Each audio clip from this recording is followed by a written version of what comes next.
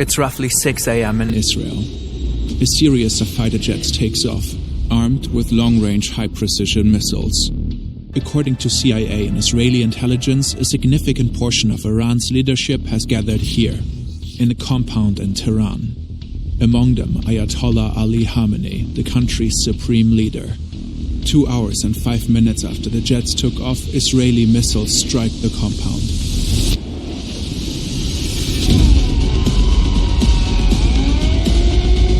This is how the Israeli and US attacks on Iran unfolded, how the country's leader was killed, and what has happened since.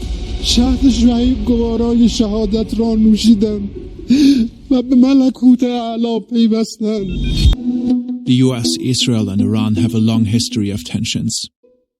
Until 1979, Iran was an authoritarian monarchy ruled by Shah Mohammad Reza Pahlavi. He was supported by the US. When his regime was overthrown in the Iranian Revolution, Ayatollah Ruhollah Khomeini took control of the country and founded the Islamic Republic. He was determined to transform Iran into a country ruled by Islamic law. Khomeini abandoned the former Shah's pro-Western stance. The US and its close ally Israel were declared sworn enemies. Especially the opposition of Israel became a strategic and ideological goal.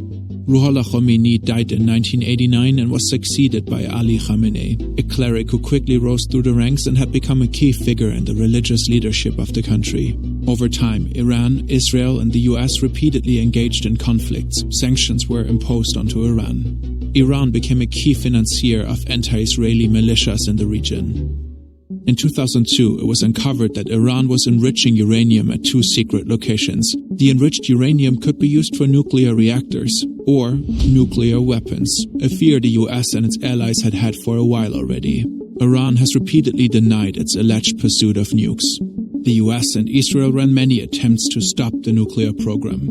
Through cyber attacks, the assassination of key scientists, and especially in the US's case through diplomacy. In 2015, the Obama administration and the Iranian regime agreed to a nuclear deal. This is a good day, because once again we're seeing what's possible with strong American diplomacy. Under the nuclear deal that we, our allies and partners, reached with Iran last year, Iran will not get its hands on a nuclear bomb. However, in 2018, President Trump pulled out of the deal. The fact is, this was a horrible, one-sided deal that should have never, ever been made. Ever since, relations have tensed up. In 2025, in the midst of new negotiations, Israel and the US launched a series of airstrikes on Iran using bunker-buster bombs. 3 Iranian nuclear sites were heavily damaged. In the same year, Iran plummeted further into an economic crisis. The currency crashed, food prices soared, people grew frustrated. By the end of 2025, mass demonstrations erupted across the country. Peaceful protesters and rioters called for the end of the Islamic Republic. Trump called for an uprising of the Iranian people against their government, saying help is on its way. But the regime brutally cracked down on the protests. It shut down the internet across the country. For days, little to no news made it out. In the end, thousands of people were killed. 50,000 reportedly got arrested. The US began to build up troops in the region, with Trump repeatedly threatening Iran. On Thursday, February 26, there was a last-ditch diplomatic effort between the 2 countries in Geneva. To no avail. Saturday, February 28, around 9:40 a.m. in Tehran, Iran's capital. This government compound is not far from Hur Square. It reportedly houses offices of the Iranian presidency, Iran's National Security Council, and the supreme leader. Since 2025, the US has apparently gained specific insights how Ayatollah Khamenei and the Islamic Revolutionary Guard Corps communicate and move while under pressure. Reportedly, the CIA has tracked Khamenei for months. They've mapped his whereabouts and studied his patterns. They're confident he's here today, and they learned of a meeting of top Iranian officials on site. The US and Israel originally intended to strike at night under the cover of darkness. But they reportedly moved their time of attack. This opportunity was too good to miss. Suddenly, Israeli missiles hit their buildings. During impact, several national security officials are in one of them. Supreme Leader Khamenei reportedly in another. Afterwards, satellite imagery shows heavy damage to the buildings. Black smoke is rising. Geo-confirmed footage recorded here also shows massive amounts of smoke in the area of the compound. A picture taken here, too. Ali Hosseini Khamenei died in the attack. Also killed Sayyid Abdurrahim Mousavi, Chief of Staff of Iran's armed forces, Ali Shamkhani, head of the National Defense Council, Muhammad Pakpour, Commander-in-Chief of the IRGC, Aziz Naserzadeh, Defense Minister. According to Israeli news, a total of 30 senior Iranian officials were killed in just half a minute in the opening strike. The operation was dubbed Roaring Lion in Israel and Epic Fury in the US.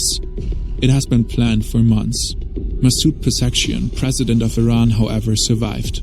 Ali Larijani, secretary of the Supreme National Security Council, vowed Iran would fight back and assured continuity of governance.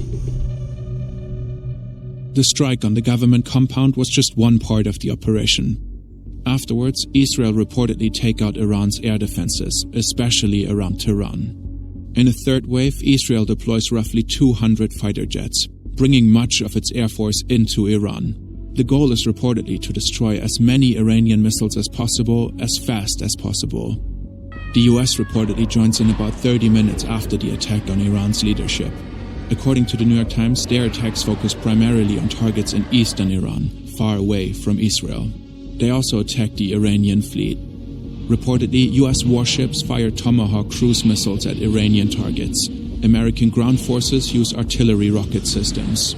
Several military and command centers in Tehran are hit by Israeli airstrikes. Further explosions are reported in Iranian cities across the country.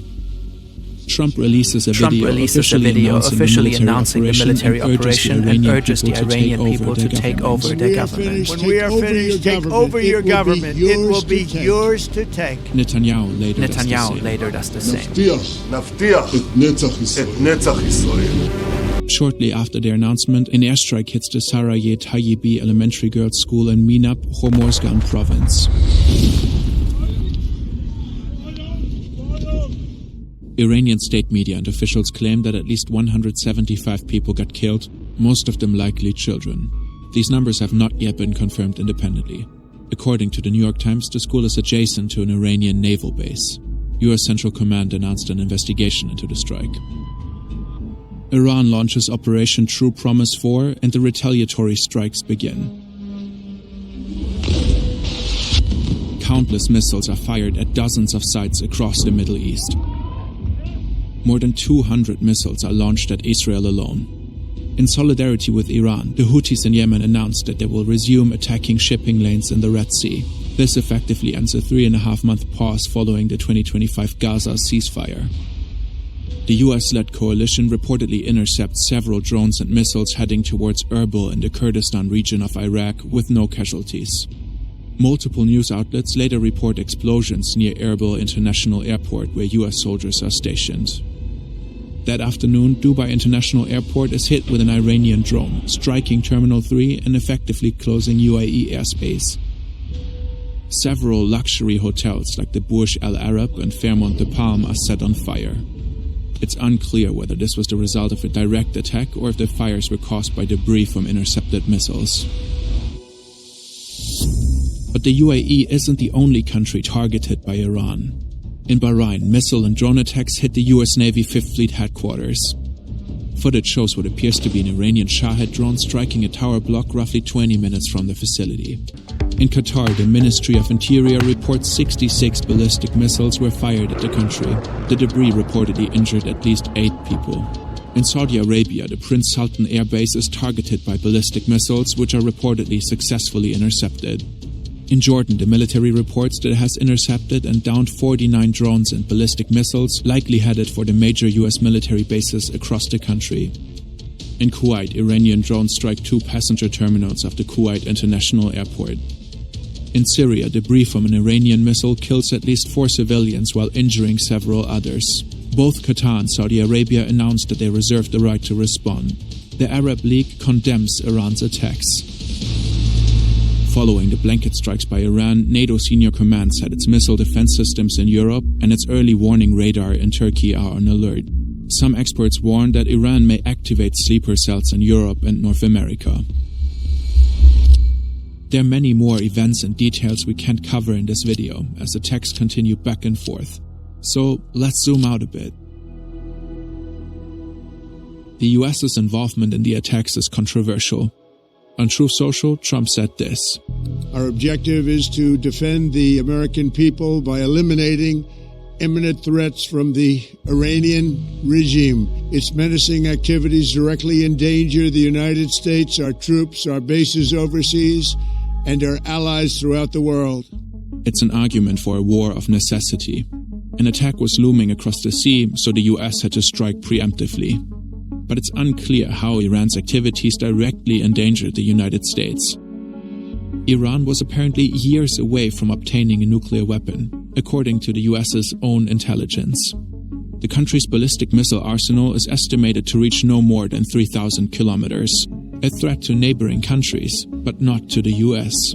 Iran might have been attacked because it was in a uniquely weak position, as a type of preventive measure. This might make this a war of choice, not one of necessity. These preventive wars are often condemned internationally, not only because they're optional, because if every nation went out to strike adversaries who they thought were temporarily weak, we would live in a world of constant war. According to international law, a war of choice would be illegal. There are also discussions whether the attack was in violation of the US Constitution.